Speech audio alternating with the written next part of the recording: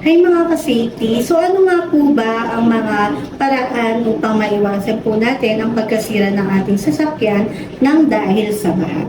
Unang-una po ay wag na po natin idaan sa bahaing lugar ang ating sasakyan.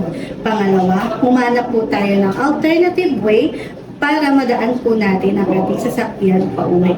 Pangatlo, magbasid muna po tayo sa ating mga nakakasabay na sasakyan.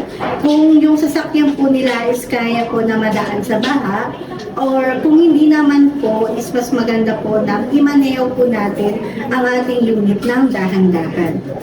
Ang-apat po, kung alam naman po natin na bahain po doon sa ating location, mas marapat po na ilipat na po natin sa mataas na lugar ang ating sasakyan upang hindi po ito masama po or mabaha.